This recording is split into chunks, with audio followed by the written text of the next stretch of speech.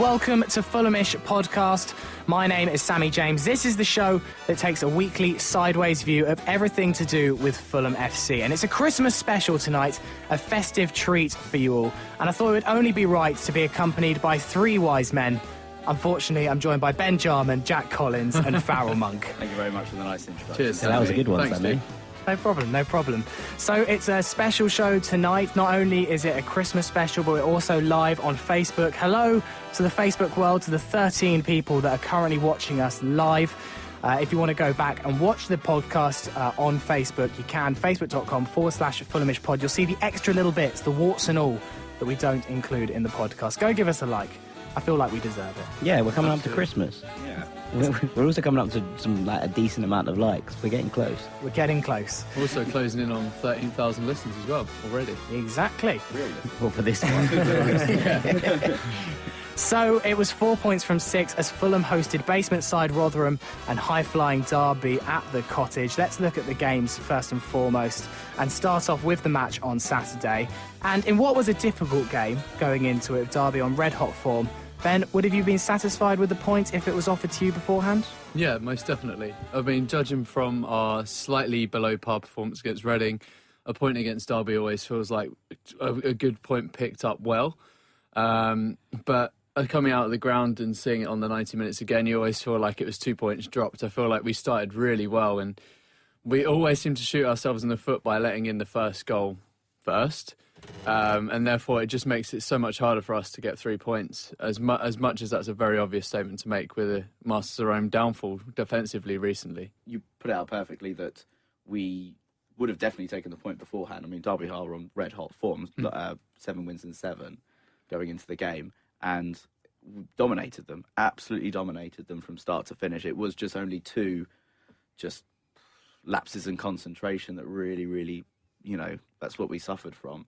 And we just got to get that out. A team that's going to go up aren't going to have, that many mistakes in a game that's going to let 2 goals in, basically. 2 gifts for them, 2 early Christmas presents. So we just got to iron out those things, because a team like Newcastle, they would only one every 3 games, maybe. Not 2 in a game. But it was a game that was fraught with difficulties for Fulham. Callas's early injury, losing a centre-back, and such an influential centre-back, Jack, never helps. And also, Chris Martin was unavailable. Lucas Piazon deputised for him up front. So it was also mitigating circumstances for Fulham on Saturday, slightly. Yeah, I think so. I think that what I've written down is that I still can't decide if I'm happy or not with the point. On paper, I definitely would have taken it, but I left the ground feeling quite sort of taken aback and a bit, sad about the fact that we dropped 2 points. But, in hindsight, something that was mentioned was that if Derby had won that game, I would have felt it was unjustified, but I wouldn't have been surprised. If they'd scored a winner, with 10 minutes to go, I wouldn't have been surprised, and I wouldn't have been surprised if we'd won it either. So perhaps on that assessment, a point's a fair point. What I do actually sort of see when the results, if you just ignore the results, I like to see if there was a good performance there. And there was on Saturday. Absolutely, there was a good performance. It would be really, really downheartening if we lost the game or we drew the game 2-2 and we didn't actually play that well. But the fact that we actually did really play well means that we can actually crack on to the Ipswich game and then on to the Reading game, full of confidence, really. This is where mentally we're so much stronger than we were the past couple of years when we've been down in the Championship. We would have lost that game and probably would have lost it quite heartily as well, probably like 4-2, rather than, getting back on track and then threatening them. But I think this result really shows us that we have great building blocks in place as we currently are, with a very strong first 11/13, give or take a couple of subs, but we need a couple more reinforcements come January, and we definitely need a striker who is, mid-tier. So someone that is easily going to fit in between Smith and Martin, because Slavisa's reluctance to play Smith on Saturday just basically underlined that he's got no confidence within the player himself. The fact that Woodrow's not even near the squad, I don't know if that's because of injury or because he's going, just underlines the fact we've got no one else there. And then there's no one in that gap in between. We need that striker if we're going to maintain this promotion push. We can't rely on a striker. God forbid Martin gets injured. Martin, yeah. I think that Smith not playing on Saturday and Humphreys coming on in his stead is kind of is that the trapdoor? Is that the trapdoor opening for Matt Smith? And that I think we might have seen the end of him, be that for better or worse. But I feel like that could be curtains, basically, I think, for poor old Matthew. Bloody big trapdoor. Yeah, but, it's one of those ones where You're still sticking over the top of it. Well, Smith was stripped and ready to come on as well. Yeah, I did see that. And then he brought Humphreys on instead. And, to be being undermined by a 19-year-old who's never played a professional game before is something that maybe we're seeing the end of. But, I think Woodrow will go out on loan and I think Smith will go. I think we need to touch on Woodrow because we've spoken about him once very early on in the season after that shocking penalty miss in the Cup. It was a shocking performance. And he hasn't been near the squad since that performance. And it's just, he's barely played in PL2 either. No. It looks like his time's up at Fulham. And I think it's probably, based on the whole of the season and his past development, the right thing to do is either get him out on loan or make money on it. Not fair. I do think he'll go on out on loan. Yeah. I do think he'll go out on loan. George Williams come back in, just on a point of... Yeah, we saw it played in the PL2, he played in the PL2 and scored He's playing tonight. He scored a good goal against whoever he played against last I think week. a lot of people were upset when he went on loan because I think people thought that he might have a future this season. So I think people were disappointed to see him go on loan to Gillingham. MK Dons. MK But the Dons. one place we don't need more depth is arguably on the wing. No. Without being funny, of all the places that you could have brought someone back from, but who knows what the story is. And whilst Fulham are light in the striking department at the moment, fortunately, goals are falling all around the pitch. It's 4 in 4 for both Stefan Johansson and Floyd Ayite. And sorry, Steph Joe. you can't do Steph Joe Joe. without the heart. So despite Martin not scoring too many at the moment and being missing for the Derby game, it's interesting to see we're now starting to see goals from all around the team. And even the teams at the top, like Brighton, actually, Glenn Murray's getting a lot of their goals, a huge proportion. Whereas Fulham, they're coming from all sorts around the pitch, which has got to be healthy. Yeah, again, back in start of the season, we spoke about Middlesbrough last season. Their top scorer was Stuani, scored 7, and they went up quite easily in the end. And I think we can sort of replicate that, and we are replicating it to an extent with Martin and the rest of the guys that are Luco, Kenny, Johansson, all chipping in quite well. It's just a case of we need to tighten up defensively because the last couple of games we've seen that Rotherham in particular looked like they were very shaky at the back, and it looked like we'd just taken a knock of confidence. And I don't think that Slavis is going to be happy with Ream coming back in to debutise for Callas should he be out for a while. We'll obviously go on to the Rotherham game later, but we were exposed by a poor Rotherham team defensively. Sessegnon had a very terrible first 15 minutes, absolutely was bossed by Izzy Brown, who is a very good footballer. And, I mean, once he went off, Rotherham kind of tailed off. But we were exposed by a very poor Rotherham team to start off with. Obviously, we dominated the game after that. But defensively, we were very shaky to start off with. And where do you think? Do you think Ream might come back into the team, or do you see it as an opportunity now for Maddell and Sigurdsson to potentially state a partnership over the Christmas period? Of course, at this point, we don't know how serious Callas's injury is, but it looked like a hamstring. Didn't look horrendously major, but it's surely going to be. He didn't go down the tunnel, which is obviously a good sign. And I've done some research. I like a bit of research. Of course, about Thomas Callas. And he was out for 6 games from the 24th of September to the 22nd of October. In that time, we lost 3, drew 2, 1-1. We kept no clean sheets, and we conceded 12, which was equivalent of 2 per game. And when you compare that, I'm going to exclude Derby from this, to the 16 games that Callas has played in, we conceded 14 over those 16 games at a rate of 0.875 per game, which is probably... And only lost 2, if my calculations are correct, because we've only lost 5 all season, and you said 3 of those came in that 6-game period where he was out. Now, obviously... I think that is very specific. I mean, Callas is obviously a quality footballer, but... I mean, No, and I don't think... think... it was when Callas got injured, we hit our low form. It wasn't just... Sure, him, wasn't it? we did. We had just contributing factor. We had just come off one. One of the other losses was just before Callas got injured. It was, and then we lost lots of games. In a very short period of time. And then when he came back for the Reading, for the Huddersfield game. If you asked me if Ream would come into the team before the Wolves game, I'd be like, yeah, absolutely no problem at all. I feel totally confident with him being in there. After the Wolves game, I think I'd probably take the same view as Jukanovic, and I'd be like, I would err on the side of caution and put Ream back in the team because he didn't play well at all. I'm comfortable with Madel. I quite like him. I like him a lot, actually. So I'd be happy with him in. I think Jack's actually done a lot of research on goals.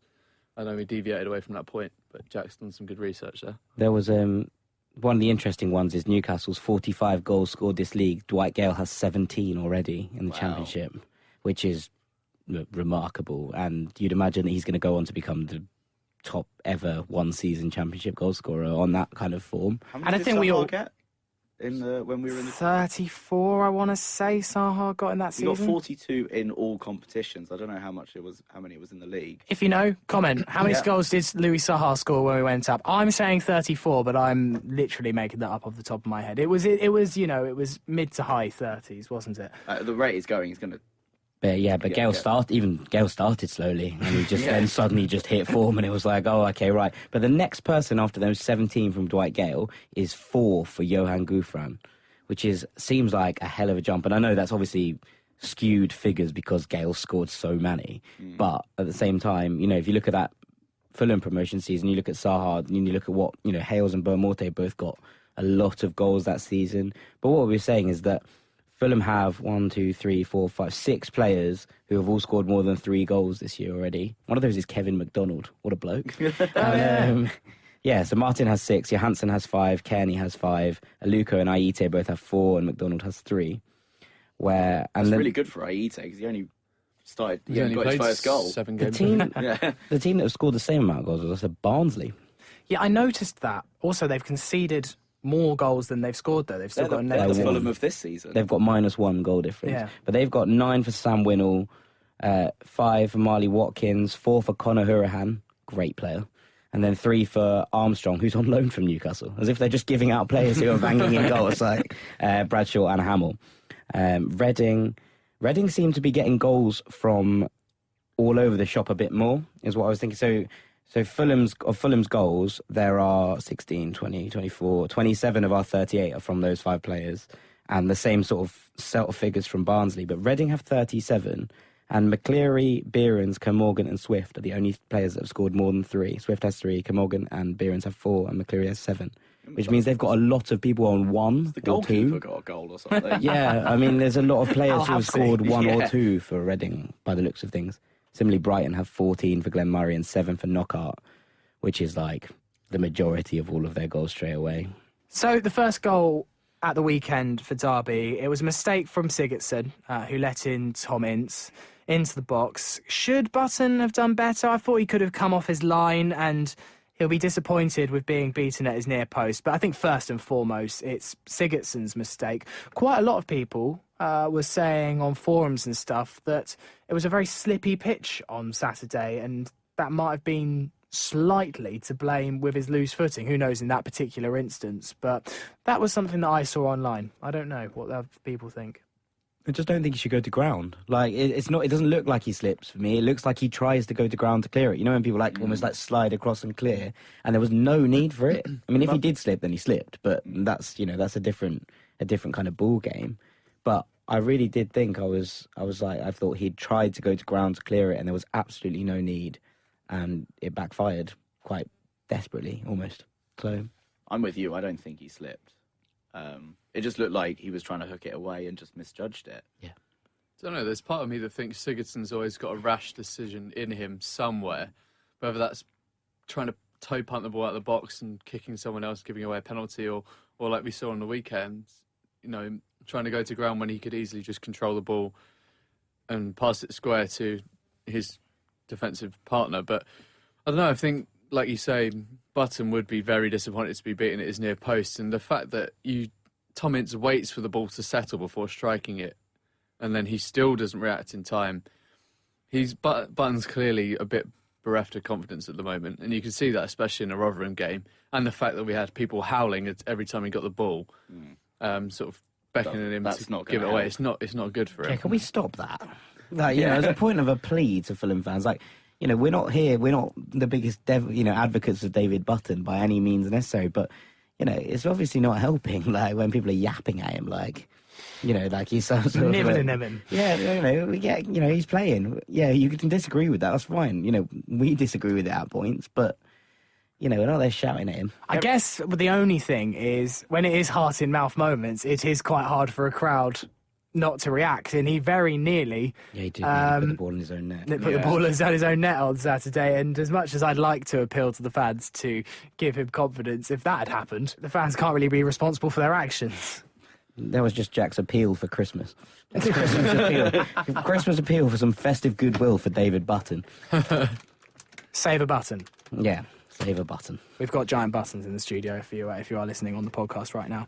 But then it was 2 well-worked goals from Fulham. Another assist for Ryan Fredericks. That's now 3 for the season. He was picked in the Who Scored Championship Team of the Week with a score of 7.83, which, if you're not aware with whoscored.com, is a very high ranking on that website. Very good performance from Ryan. He's assisted a few of Ayite's goals now. They seem to be building up a little bit of an understanding on that right-hand side. I know Ayite kind of floats all about, but he does generally stick to that right-hand side more than the other sides. Yeah. And on the weekend, he seemed to be playing, switching in between Aluko and it was Aluko and Ayite playing up front most of the time. But yeah, they both seem to get into the correct positions to try and. Of the 4 Ayite goals, Fredericks has assisted 2 of them from memory. I think Ayite as a player just loves to be able to drift in, and the 2 goals we've seen from him in the week alone just really exemplify the type of player he is, because he has that predatory instinct that we need him to have, or we need a wide player to have, and not a lot of people, especially wide players in the modern game, have that instinct. All they want to do is take on a player and cross it in, whereas Ayite is quite happy to take on a player and cross in, but also at the same time is try and ghost in to that box and arrive late and, get in front of the fullback and put it in the net. And we saw it against Rotherham, he ghosts in on the edge of the box and he taps home with his right under the keeper. Look, really great goal. And then this week, again, taps it, he comes in from the left-hand side, right in front of the fullback, and taps it in again. I mean, that's what we're going to get from him, and that's why I think it's going to be so lethal for us in the long term. I think that we've got a luxury that all of our wingers seem to have that in their locker. They can do either one of those things, and it kind of puts defenders off. Yeah, it's the one thing I think Fredericks needs to improve on. And it's the only thing I would say that he needs to improve on is trying to mix up what he's going to do. It's going to become a danger of him becoming too predictable if he comes up against a better fullback. Say for example we become a Premier League team, and a better fullback might be able to read that every single time. And the one time he did mix it up was the run for the goal against Rotherham, where he actually went inside and then took on all the central defenders, and they were like, "Oh my God, who's this rapid son of a bitch coming at us? We're not used to this." Yeah, I like Fredericks a lot. I think he adds another level of dynamism to our play, but I think you are right. He does tend to square up the fullbacks quite a lot. But whether you've got pace as explosive as he has, I think that's a massive weapon to have in your arsenal. And yeah, like coming inside and trying to get at the central defenders is something we don't often see for him. But he tends to be like a 70-minute player for me. He goes all out, and then last 20 minutes he's burning on basically empty. Yeah, exactly the same as Odoi. Yeah, when he came on against the Sheffield Wednesday game, it was exactly that. Fredericks burnt out after 70 minutes, and Odoi came on and changed the game because Fredericks had just absolutely ran out of puff. Yeah. That's the one thing I've got written down, that Fredericks was brilliant up to 70 minutes and just sort of faded towards the end. And especially when we were looking, to maybe go on and win it, it did become apparent that we didn't necessarily offer the kind of pace and power down the right in that end quarter as, say, Malone did on the left. And I think Fredericks is probably a better player than Malone as a tool of the trade as such. I think that overall Fredericks has more to his game, more dynamism, but the fact is Malone goes for 90 minutes. Yeah. And when it comes to the last 10 minutes or the last 15 minutes, it comes to Malone fixing things up and it all going a bit pear-shaped because we've only got one side of our play that's getting through really towards the end. So perhaps that's something to consider. Malone will go all day long, absolutely all day long. I mean, his wife must be happy he goes all day long. Christ, Farrell. I need to bring down the tone. Yeah, jeez. But bring the smut into Fulhamish. Sessegnon played on Tuesday, and he is a good footballer, but there was certainly a bit of he certainly did run out of puff after about an hour or so. But I mean, the game was just so heavily in our favour. He probably could have had a rest for about an hour and no one would have noticed. We'll probably come to touch on Sessegnon, in a little bit. So yeah, we'll put that conversation on ice. I mean, we can't say enough about the man at the moment, Steph Joe. He got the second goal on Saturday. He also got the first goal on Tuesday. Nicely taken goal on Saturday. Slightly lucky from a deflection, but, he took the shot. He has such a quick feet. Those shots seem to go away almost in a blink of an eye. I think it was one of those goals on Saturday. It was, that's in the net. That just kind of came out of nowhere. And obviously we've mentioned he's got 4 in 4. His all-round player at the moment. He's the best player on the park most games at the moment. He's everywhere. He's the best player in the Championship right now. You can't really say whether he's playing in the holding position or he's up top. He's just absolute box to box. He's a linker, isn't he? And the thing I love about Johansson is any time he wants to use his left foot, he will. It doesn't matter if it's positioned where he should be using his right foot. He'll use the outside of his left foot. The guy just wants to use his left foot on everything. And he's right-footed. And cheers for that, mate. But yeah, I just think he's brilliant. He's added another factor to us since he's joined. Really hitting great form. Yeah, I can't say enough about how much. For a split second, I actually thought you were telling the truth because you love him so much you wouldn't lie about him. Hashtag Johansson facts. Stefan Johansson is right-footed Trying to get that and is only using his left foot for the Championship to try and train himself more. Even when he's actually writing something down, he's using his left foot. Yeah, exactly. He's, the man's a magician. I mean, I've been loving Johansson facts during the week. We got very excited on Tuesday when he scored. I think now every time he does score, we will probably do a tweet comparing him to the greats of modern football. In fact, even maybe classical football. Oh, absolutely. And just superlatives galore because there aren't enough words in the dictionary. Really. Abby Doozy. I'm going to post a new tweet with a new song about Johansson every time he scores this season. I quite like your song. I've got loads of songs for Johansson. How's it go? Because I can't really picture it. I've got the hi-ho Steph Johansson, which I think is excellent. That'll be for the Fulham karaoke we were talking about. Yeah, earlier. but I don't know if you've heard Sheffield Wednesday do hi-ho Sheffield Wednesday, and it's so loud, and it's such a brilliant sort of, it catches and it goes, and I do think hi-ho Steph Johansson could work. Yeah, we definitely want loud chants. Yeah, we could do with some noise, couldn't we? What was the one you sent on the WhatsApp group? What's the other one? What was it? Steph Johansson's magic. He is a Fulham fan. He hates Queen's Park Rangers. He's better than Zidane. He scores them with his left foot. He scores them with his right. And when we get to Wembley, he'll score all fucking night. Oh, yeah, there we are. Let's get that going. He had to get some Christmas karaoke. It's Christmas. We wouldn't do this normally. Good rendition. We'll do a different Steph Johansson song every 10 minutes. Good rendition, Welcome Jack. to the Stefan Johansson podcast. Yeah, exactly. And then Derby's equaliser seemed like a catalogue of errors here. Seemed to be a bit of a slip in the box. They let Alice Pearce free. He seemed to have, it was unbelievable how much room he had in the box just for a free header. Button maybe could have come and claimed the cross. All in all, it was a very, very soft goal to concede. Shambles. Sunday Absolute League. shambles. Yeah, it's a bit Sunday League again, wasn't it? Saw that against Wolves, seen it against Brighton a little bit. We just need to sharpen up defensively. I think that's the only thing that's letting us down right now. It's that lack of sharpness and professionalism at the back. Other than that, we're pretty much bang on in form right now. Do you think it's a fair consensus at the moment just to say that Fulham are playing very, very well? One of the best in the league when you actually look at 85 minutes of the performance we're playing. It's just the silly individual mistakes that are costing us points. And without those, it could be 4 wins on the bounce very, very easily. I suppose you could have said that the past 2 seasons, but the thing is we had like 10 mistakes a game. Yeah, but I never thought we were bossing games or like in the way that we are now. We were bossing bossing some games, but I'm going into every game, even Derby, feeling confident that we would outplay them, and we did. We touched on it last week how much of our possession is like first in the Championship. Was it first? Yeah, we are first. Yeah. Yeah, I mean after the Especially weekend after we must Rotherham, be. Yeah. So it's an interesting one. Let's move on to the Rotherham game because speaking of possession, it was a very strange game actually, and that's what is we've seen a lot of in the past few weeks is just almost anomaly-like games. Obviously, there was the Wolves one. So Rotherham, 31 shots on goal, 80% possession.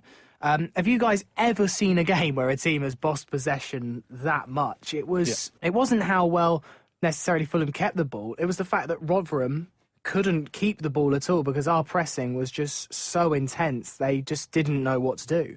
Yeah, it was the ball kept coming back from their clearances, but it wouldn't get as far as Kearney. And to be honest, the key change for me in that game was putting Kearney in as a deep line midfielder and taking off McDonald, who was very, very negative with his possession. We just didn't need him. Yeah, we really didn't. And then they weren't ever going to trouble us, and the only reason they did is because of how negative McDonald was in there and the fact that they left their striker up in between our two centre-backs. But in response to your original question, have we ever seen that much possession from a team? I have. Barcelona lost to Celtic 2-1 in the Champions League a few years ago, and they had 89% possession in their favour. Celtic won 2-1 with 11% possession. This year, Barcelona and Real Madrid in La Liga, they tend to average around 68% possession, so around about where we are. And in a game against, I can't remember who it was against now, a game against Osasuna, Barcelona had 79% possession. So it's as good as Barcelona, in essence, is what I'm trying to say. We're basically Barcelona. So there you go. So it's just the kit colour that's different. Yeah, I mean, we've got Messi on the left wing as well. But then again, what was the score when Barcelona played Osasuna, if you can remember? It was 3-0 to Barcelona. Oh, okay, not maybe as much as I thought. That was the strange thing about the game, was that many shots, admittedly with so many shots. I mean, I think about 15 of them were daisy cutters from Tom Kearney. He was desperate to score the exact same goal as he scored against Wolves. I don't know if you saw him try it about four times. Yeah. The old volley from either a corner, free kick, didn't matter what. I was surprised actually Martin didn't chip the penalty back to him and he had a go at it. But we only scored 2 goals, and actually with a lot of pressure in the first half. And as you mentioned, Izzy Brown was a thorn in our side in the first 20 minutes, and probably from a better team might have been 2 down. Yeah. He absolutely dominated Sessegnon in those first 15 minutes. I think I actually tweeted, the problem is that now we were actually equalising, that Izzy Brown was actually going to get more of the ball and Sessegnon was going to be terrified again. But then about 30 seconds later, he had to go off injured. And I was like, I don't want to see a professional injured, but thank God for that. I mean, he was the only thing in Rotherham's team that was any good. I mean, they dressed like a Sunday League team for a start, and they looked like one because they just could not make the ball stick at all. Yeah, they really can't. They really struggled to make it stick in all areas of the pitch, and I do feel sorry for Sessegnon because he hasn't really played since the first half of the season. He could have had his confidence has taken a knock. He's only been playing PL 2 minutes. I mean, why in any world would you drop Malone in his current form for Sessegnon? I do not know, but I just wondered if it was obviously a case for a rest. Yeah, well, the point I'm making is that you wouldn't drop Malone in favour of Sessegnon. Oh, right, sorry, I see. Other than for a rest. And it clearly looked like he was a little bit... He needed to adjust back up to the pace of the Championship. Yeah. A lot of loose balls from him. He was giving it away a lot. Looks absolutely devastated when he gave the ball away for the first goal. But then again, our shutting down, our pressing in midfield was just non-existent. We just let him line up for the shot. But I think he grew into the game, and towards the end of it, he'd become a very good attacking outlet, especially when he was one-on-one with Price, and unfortunately blasted it into his kneecap. So, and don't forget, a lovely assist for Johansson's goal. That was just superb build-up play, and actually got us out of a little bit of a hole, because you could have seen a frustrating...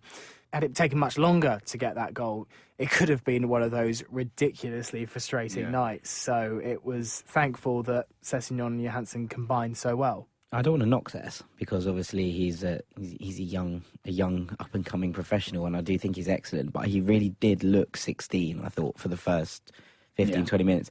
And I also think that the assist, I mean, correct me if you're, I think it's for Martin. I think he's trying to hit Martin and he misses him. and Really? Johansson and just coming in the doesn't back. realise it's just Johansson walks onto it. Yeah, I can see that. I really do. I really think it's a bad cross for Chris Martin. Well, I'm prepared to give him the benefit of the doubt. He's 16. Let him have it, mate. Yeah, no, don't get me wrong. I'm not taking away from him. I thought he was really good after that as well. I thought that he really did go into the game. So Johansson just took control of the situation and told Martin, bugger off, this one's mine. Look, Steph Johansson had just moved into the position because he saw into the future. He saw where the ball was going to go. Yeah. Hashtag Johansson facts. Ben, you touched on it, the fact our industry and just our high energy game just absolutely just destroys teams at the moment. And I think just a lot of the teams in the Championship are just not ready for such high energy football. Yeah. Especially when you've got players like Aluko and Aite up top just nicking balls left, right and centre. The amount of times I saw a move break down because the pass didn't come off it, admittedly by Aluko a few times, like a misplaced pass, and then 5 seconds later he's won it back already, or he's forced them into an error, and it just keeps happening again and again and again and again. It's really pleasing to see a lot of the games, and definitely Rotherham couldn't handle it, and nor could Derby. Yeah, that's the kind of thing you want to see as a fan, isn't it? Winning the ball back, high up the pitch, that kind of thing that shows you're in control of games, and it really does put opposition on the back foot.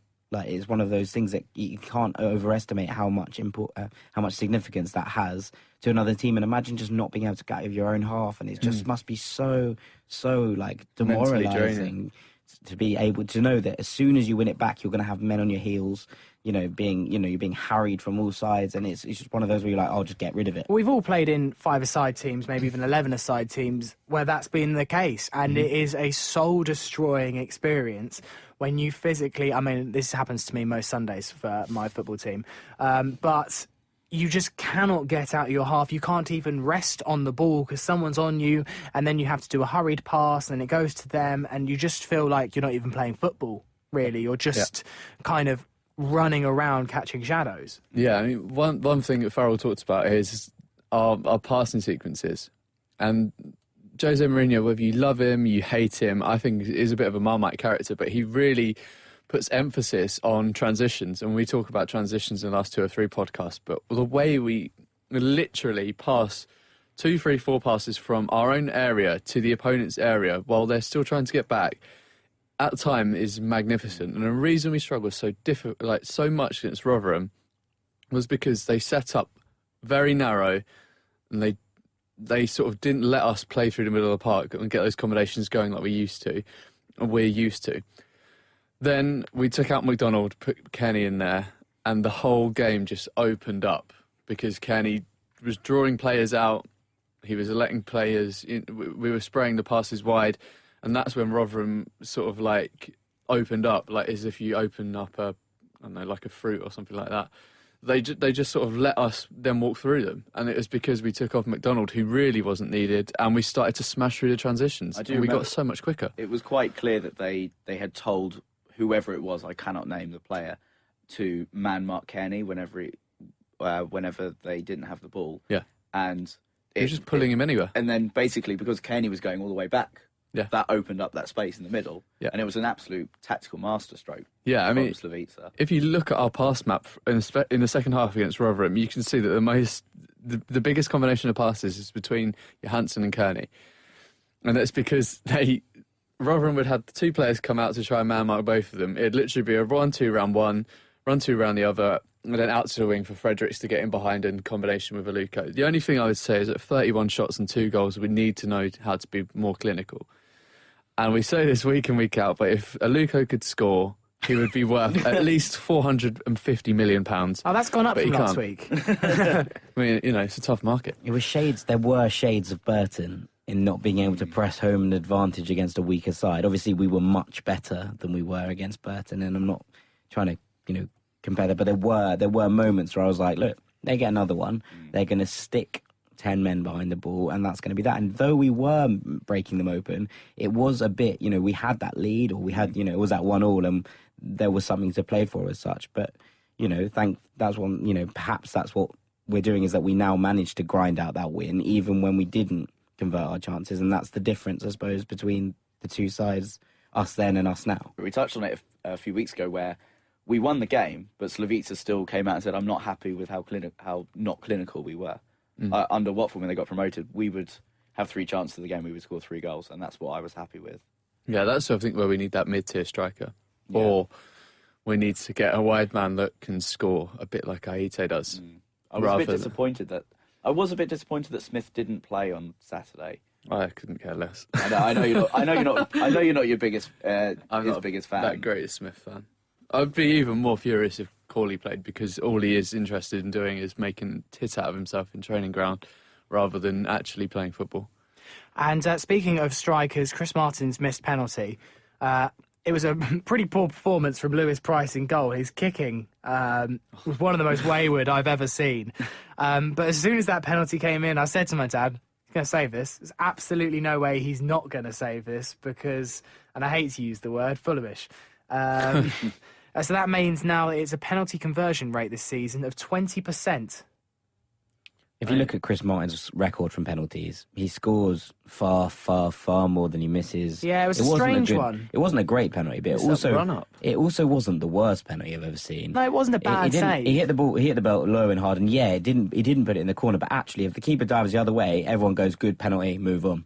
And I think that what you've got to look at is keeper gets the right way. It wasn't the best penalty in the world. He'll score the next one. I'm not a huge fan of those slow run-ups with a lot of steps, and we saw it. It didn't work. It didn't work in the Euros for Zaza. It hasn't worked for a lot of players this season. Full stop. It gives the striker, 1, too much time to think, and 2, gives the goalies a lot of time to work out where he's going to put it because of his body language. All the best penalty takers we've seen in history, Matt Letizia, Alan Shearer, Dimitar Berbatov, would just put the ball down, go back, run up, hit it.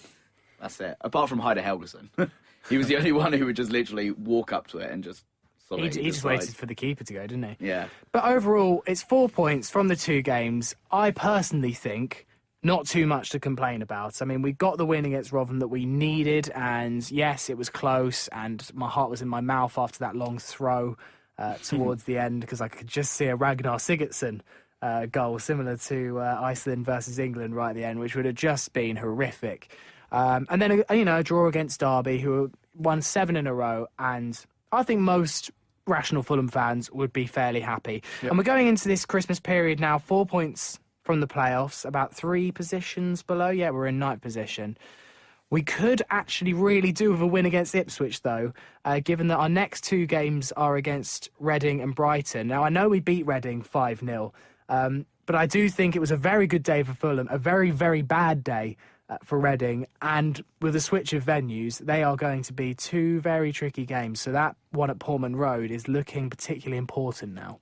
Yeah, I wholly agree with that. But then, on the other hand, if you asked us about the run of games we've just had, would we be happy with the amount of points we currently stand on? I think we would all have snatched your hand off, despite the great form we're currently in. I think Ipswich is a very winnable game for us, despite, we've talked about Mick McCarthy on here before, and the way he sets his teams up, it's very, very difficult to get by them. But I think that we need to win, and I think we can. Yeah. Ipswich, the last 2 wins Ipswich have had in the past 10 games have been against QPR and I think maybe Burton or someone like that. Like 2 teams like a mid to April team should be beating, but, that's all they've had. They've drawn and lost pretty much every other game. I think they drew against Cardiff when they were 1 man up for most of the game. So if we are going to press on and, maintain our position in 9th or push to the playoffs, these are the games we really need to win. Ben, Jack, you off to Portman Road on Boxing Day? I am. Ben is... there's no trains. I'm really upset about this because Portman Road is one of the easiest venues to get to. It's, from Liverpool Street, it's an hour, and you can see the station. It's a good away day. You can see the station. You can see the stadium from the station. So I'm quite disappointed that there's actually no rail fares. So. Yeah, I can't make it. I think the train's stopping me as well. I'll be at the Medeski though. Yeah, I'll go to the Medeski. For the Reading game. Waitrose Stadium. Yeah, exactly. Yeah. One of the most soulless stadiums. As Fulham fans will fit in Waitrose. It's a horrible place to go, Reading. It really is. It's just such a frustrating away day. Yeah. The only nice thing about it is we do often take a good allocation down there, and we have done all right. Traditionally in the past, not since we really came down to the Championship, but... I got lost in Reading after the game that Matt Smith got sent off, his debut for Fulham, that 3-0 loss. And me and my brother were just coming out of the stadium, and the buses, it was so long for the buses. We're like, oh, we'll just get this bus instead. That probably goes back to Reading. And we were just in the like suburbs of Reading, just wandering around like, oh, we've really got this one wrong. So there you are. There's a story about the Majewski. So let's do the Fulhamish Christmas quiz. Now, and this is what I'm hoping becomes a yearly tradition for Fulhamish podcast. Myself, Farrell, Ben and Jack have each written a quiz round with 4 questions. We'll each answer each other's questions for a maximum score of 12. So obviously I'm not going to answer the questions on my own round because I know the answers to that. So we can get a maximum score of 12. You listening at home can get a maximum of 16 because you can answer all our questions. So if you're on the train now, open your notes or just store it in your head or something like that. See what you get out of 16. Don't cheat. Yeah. That is well boring. Yeah, Or just not take part and tweet us. I got 16. Yeah, exactly.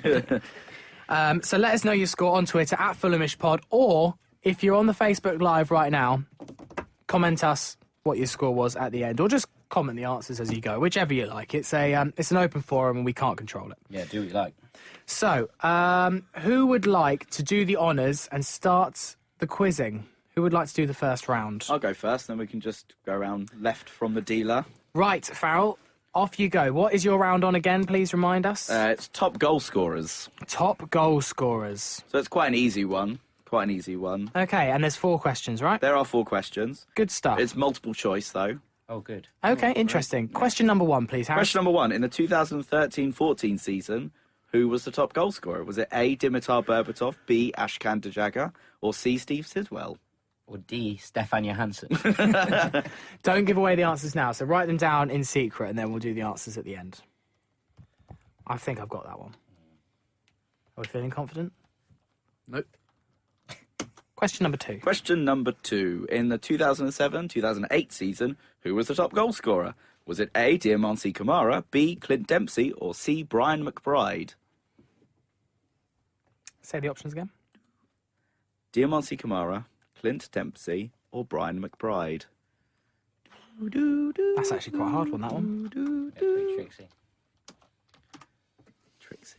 All right, question 3. Question number 3. In 2002-2003 season, who was the top goal scorer? You really put a lot of effort into this one, didn't you? I'm an experienced quizmaster. A, Louis Saha, B, Louis Bermorte, or C, Steve Malbronk, not Steve Marley. No, it definitely wasn't Steve definitely Marley. definitely wasn't secret option D, Steve Marley. Stefan Johansson. Who were the options again? Louis Saha, Yeah. Louis Bermorte, or Steve Malbronk. That one's hard. What season was it? 2002-2003. Next one's going to be like 65, 66 or something. when No, Louis I Saha thought left? the thought process was I could have gone back further, but then I thought you guys are all young'uns. We are young'uns. Okay, this one's a bit older. 1999-2000.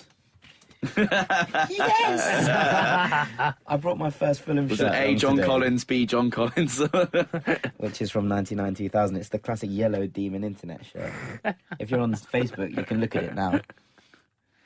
It's Okay. famous. It's a great shirt. Big man thing. So, 99-2000.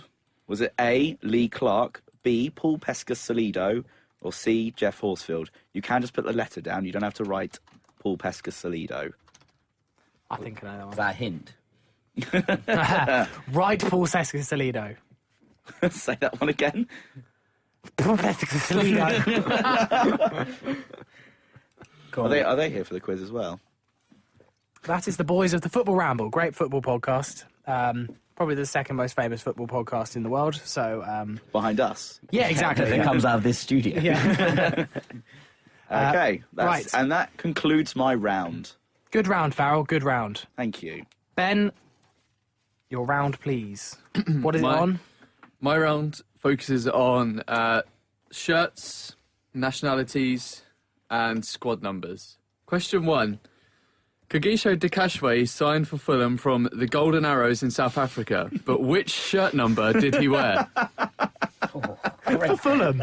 for Fulham? That's a great question. That is a great question. Did he get sent off in his debut Yeah. against Palace away? He did. He also slapped Scott Parker around the face. Yes. Generally, or in a match? No, yeah, it was a match. It was in a match. Okay, Takashi's squad number. Question number 2, please, Ben. Which club did Fulham sign club legend Louis Saha from? I knew that one. Big ups if you know that one. Sammy is. You can't see it now if you're listening to this, but he is dying right now. I don't think Help him comment. Help him Facebook Live comment. I'm not looking. Don't I'm look. not looking at Facebook Live. He's got the computer right in front of him. I'm not looking at Facebook Live. He is typing quite a lot. I haven't got it though. I've got that wrong, and now I have. Okay, the third question is: Fulham's first professional kit sponsorship deal was signed in 1974, but who was it with? I'm looking for shirt manufacturer, not shirt sponsor. Shirt manufacturer. Yeah. I want to say it was someone really obscure. I really hope it was Nike. How long do you think before Sports Direct sponsor do the shirt manufacturing for a kit? Probably not that long. Not Although long. actually, Cabrini did it with JD. Aren't they broke? Well, Certainly in their moral values, anyway. Oh, I love it. I love it. Political. Right. Okay. ready, Sammy? No, but go on. Okay. Bloody hell, this is hard. The final question is: how many Norwegians have played for Fulham, and can you name them all? Is that a bonus? No, it's 1 point. So we have to get all of it right. So you have to name them as well. I'll give you 1 point if you name if you can guess how many have played for us, and I'll give you an additional point if you, can't get give additional all of them. points. There's maximums here. We've set rules. What's the point? Sammy, What's the you're point? trying If I get it You're right, trying to if do I organised fun. Why do I Stop it. why bother? Right, okay. All right then, Jack, let's do your round after that shambles of a round. That was bloody hard. I knew you'd be the hardest, Ben. I think mine might be quite tricky as well, but maybe not. Anyway, mine's about Fulham and music, and they're a bit obscure. So we'll start with the and easy Ben's one. wasn't obscure. Mohamed Al-Fayed once famously recorded "We're Not Real Madrid" for the club with Colin and the Cottagers. Can you finish the line? This is London calling, we are FFC. Yes, Farrell. I nearly went for a more obscure line. I'm sad I didn't now. I hate you. Sammy's still typing, so... Yeah, I'm so coming last in this quiz. I knew I'd come Fake last. typing. Okay. 2. Somewhat infamously, Craven Cottage hosted a statue of lifelong Fulham fan Michael Jackson in the latter days of our Premier League tenure. The statue was removed when Shad Khan took over from Mohamed Al-Fayed. Where does it now reside? Got this one. Good. Get in there. Number 3. Can't Take My Eyes Off of You has become perhaps the Fulham unofficial anthem, with Andy Williams' 1968 version being played out after games. But who recorded the original version in 1967? Already written down the answer. You loser. Oh my god. I thought Andy Williams was the original. Nope. Yeah, me too. No, it's not. It's a classic, though. Yes, He it is. recorded the best version. We What actually is that? play. There is a different version We that actually we play the Muse version. That's it, yeah. What? Yeah. After games now, it's the Muse version of Can't Take My Eyes Off of You, not Andy Williams. Right, I'm glad I leave early. And Okay. also, I hate you. also they cut it down massively. Use shit. Yeah. No offense, Facebook Live. Okay, the fourth and final question is: can you name the song that plays before every home game and the film it's from? All right, yeah, I know. Oh, yeah, I know it is. Bit of a vague question, but I know what you mean. I've never seen the film. Just to. You mention it every time because I ask what that clap's about, but I can't remember what it's called. Just so you on the podcast can play along if you don't know what I'm on about. It's a great tune. It is a fantastic song. Although, I used to have it at my end of my running playlist. So I'd have the last 7 minutes of my run to that song. So I'd be like, oh, a little bit of inspiration come the end. But the end of it, the full 7-minute version of it, is really weird. And it goes into this odd Arabic kind of theme. And I used to be like, what's going on? The first time I ran, I was like, oh my God, I've lost the plot. How good would it be if they started actually playing the last 7 minutes of the game to that song? I don't think my heart could take it. Good. Especially when it's 1-1 or something at the time. No. Don't do that, Fulham, please, if you're listening. Right, are we ready for my round? Yeah, I was being kind with my questions. feel like mine's mixture. Okay, so mine is all about Boxing Day. Obviously, the big day is coming up. Much bigger than Christmas Day, Boxing Day, of course, for the football. So, question number 1. In what year was Fulham's last Boxing Day victory? Do you need like the season or the year? The year of the Boxing Day. Put the season, and if you put the season, I'll give it to you. Ready? In 2003, Fulham beat Southampton 2-0 on Boxing Day, with Louis Saha scoring both goals. What position in the league did that win take us to? Which year? 2003. Yep. I So think 2003, 2004. I think I know that one actually. I might have got that massively wrong. 21st. 1. The next question also involves a game against Southampton. In 2012, Dimitar Berbatov scored against Southampton on Boxing Day at the Cottage. What did the slogan underneath his shirt say exactly? I thought you strategically placed your pen over the answer. Oh, I didn't actually mean to do that. And finally, I like how open you guys are. and finally, Fulham beat Ipswich Town on Boxing Day 1963 by 10 goals to 1. They then played again 2 days later. What was the scoreline? You said this in a podcast recently, didn't Yeah, you? you did. Oh God, I can't remember. I mean, if you don't know it, it's a total guess. Right, let's do the answers. Starting with Farrell, we'll mark ourselves out of 12, and you at home mark yourself out of 16. So, Farrell, top goal scorers. So 2013-14 was Steve Sidwell with 7. Yes. Oh, shit. 2007-2008 was Clint Dempsey with 6. Who else got that right? No one? Oh. Did you not get that right either? For McBride. I'm 2 up. Well, you're 2-1 up. Oh, all right. 2002-2003 was Steed Malbronk. Oh, my God. Sammy's gone 3-1 up. He has got a computer in front of him. I have not. I've been looking at audio waveform. And then finally, 1999-2000 was Lee Clark. Oh, Oh, I thought it good. was Jeff Horsfield. A 1 for me there. A 0 for Ben. And I deliberately went for like low height, like low scorers. So 3 to me after that round. 1 for Jack, 0 for Ben. And it's now Ben to I give thought some Ben was answers. being a bit quiet. Right, I here we hate you go. in so many ways, Farrell. Even more than you already did before. No, I don't hate you really.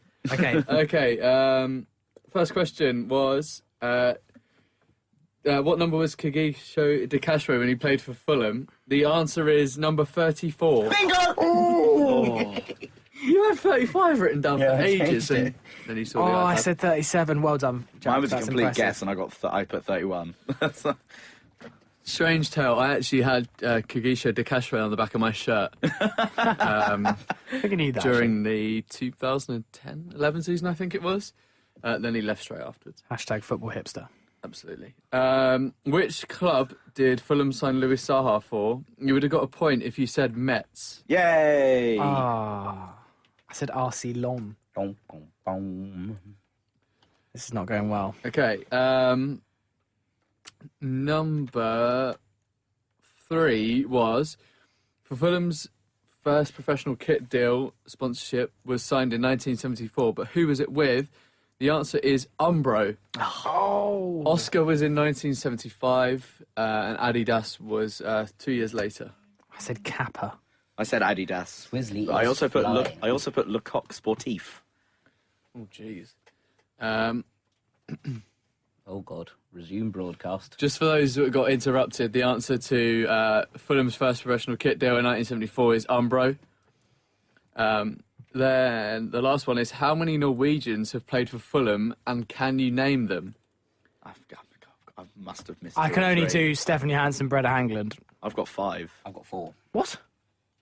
Okay, I think there could be 5. Oh, So 2 of the Risa boys, Yeah. Hangeland, Nevland, and Johansson. Evelyn. that's why I've got 5. Yeah, it's 5. Yay! I've Who are also the- written who are Stephanie the other two? Hansen's name with a heart instead Two of an O. Reeses. Oh, the two. John Arne Sorry. Risa, Bjorn Helga Risa, Breda Hangeland, Eric Nevland, and Stefan Johansson are your 5 Norwegians. I thought you said 2 recents.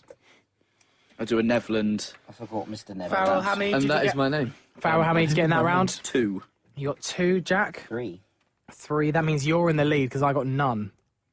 So I'm you've on now 4. you've got 4, I've got 3, Farrell's got 2, Ben has none, I believe. But we're both a round behind. Yeah, Yeah, you're you're around round behind. We've short. got a game in hand. I'm not going to get anything on this one anyway. I'll probably end up with 3 maximum. Okay, so the answers. What were my questions? Hang on. Oh, God, here we go. The Al Fayed recording, We're Not Real Madrid. It was This Is London Calling, We Are FFC. We've got 3 points. You've got none. Ha ha ha he he. I got the ha ha ha he he, but I didn't get the first bit. You can I have- said, I'm Mo Al Fayed, I love my Harrods tea. Can I have half You can a have point? half a point. Yay. I can have half a point for that. No. you can't have any right. points. I did What nearly about use- you, Sammy? I did nearly use the starting line, which was it's like life is about choices. We have chosen Fulham. They should play that more at games now. Yeah, it's well funny. Okay, the somewhat infamously Craven Cottage hosted a statue. That statue now lives at the National Football Museum Yep. in Manchester, which is points all round for the lads. Hey! Ben Jarman's off the mark. The original singer of Can't Take My Eyes Off You was Frankie Valli and the Four Seasons. Oh, of course it is. It's down the road, Jersey boys, for God's Correct. sake. Get in. Got that one. And the song that plays before every home game is Bolero from Moulin Rouge. Yeah. I'm flying now. You can have half there, Ben. Cheers, mate. Just dishing out half points like Giving out that. half points like they're going out of fashion. So, Farrell, Ben, how many did you get on that one? 3.5. 3.5. Bloody halves. Ben? 1.5.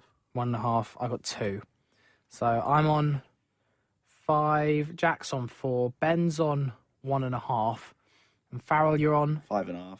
So you've already beaten me. And you still haven't had your round yet. Sorry, Sammy. Okay. So, in what year was Fulham's last Boxing Day victory? It was anyone? 2013. 2013.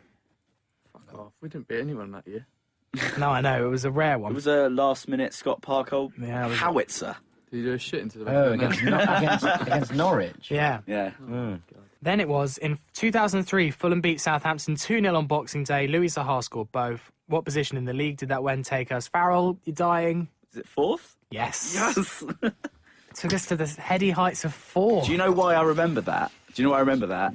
It's gone Because badly off this end of the day. I was reading like the newspaper and I flicked over to like one of those advertising pages and they had like, you know, back when like mobile phones were pretty dire, but you can actually sort of text in and get like logos sent to your phone as like a background.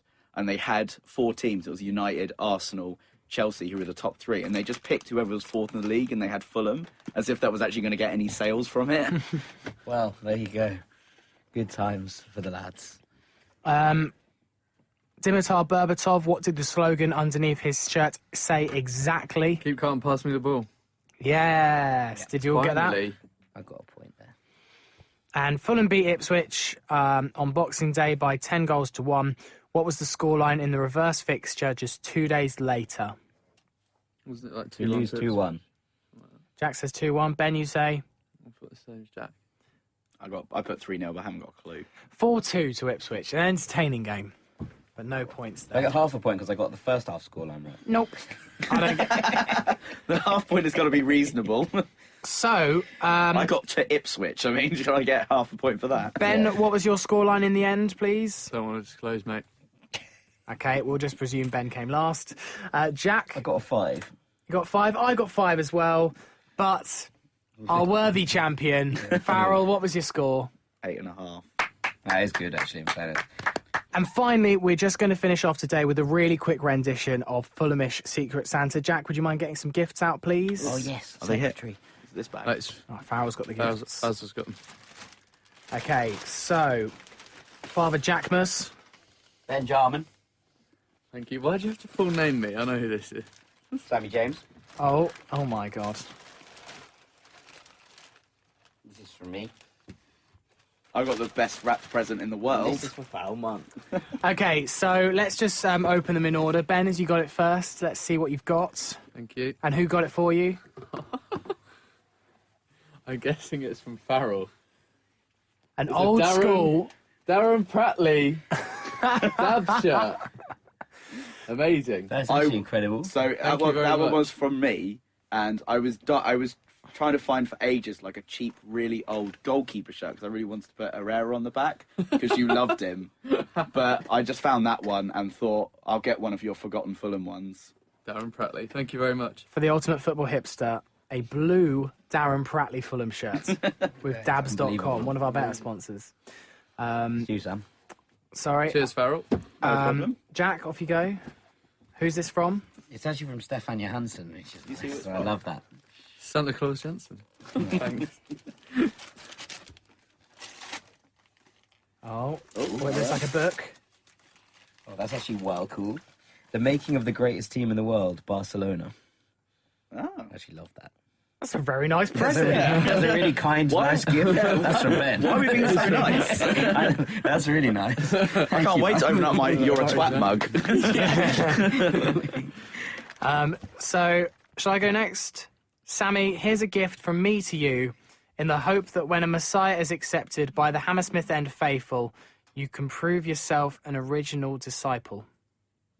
I think that's the present in itself, just that poem. The best poems don't rhyme. Slewing you. A signed picture, well, by Jack, of Stefan Johansson that says, "Oh, Steph Johansson's magic, he's better than Zidane," with Steph Joe in hearts. I love it. Gotta get one of Oh, those. it's for Steph Joe. Well, I mean, you've already won, and I haven't even opened up mine yet. I mean, that is just an unbelievable present. Thank you very much, Jack. You're very welcome. Framed and everything. That's amazing. Right, shall I open mine? Yes. So this It's comes going with to take me a while to open, by the way. Farrell's was wrapped in newspaper. Right. It is. I do need a new set, actually. For anyone that can't see, it's referee red and yellow cards with a handy little pencil holder. So what I thought is, as our resident referee on the show, you now have new powers. So Jack is the secretary. You now have the ability to book or send off anyone on the podcast at any time if you deem so necessary. Is this for, like, badly sort of, like, spoken stats? You know, like Gareth McCleary's 31 or... Yeah, something like that. Chef Kikuchi scored a goal for Fulham. Or if I just stumble over the introduction of the podcast five times. You would be out of the studio I'd be the whole gone. time. So Thanks very much. that is Thank your you. ability. A yellow card, maybe like you had to stop talking for 60 seconds. I mean, a red is a proper, like, just go home. Right, so it's come to that time. It's the end of the show. It's been a bumper one today.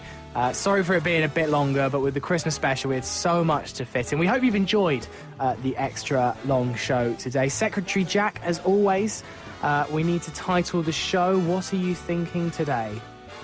The Festive Fulhamish Facebook Live Fiesta. Oh. Very nice. Alliteration at its finest, Jack. I'd expect nothing less from you. Say that again so I remember it. Went for the... Oh, God, I Do you forgot. even remember No, I it? don't know what it's called. The Fulhamish... Festive. The Festive Fulhamish Facebook Live Fiesta. Okay. Festive Fulhamish Facebook Live Fiesta. Fiesta. Well, that was a mouthful. Thank you, Jack. And we will be back in 2 weeks' time with a podcast. We're not recording one over Christmas, unfortunately. We can't make it into London. So we will be live after the Brighton game. We're going to actually be meeting up in a pub to record it. Normally we're in studios in central London, but we're all going to go to the Brighton game on the Monday, find a quiet bar to go record Fulhamish afterwards.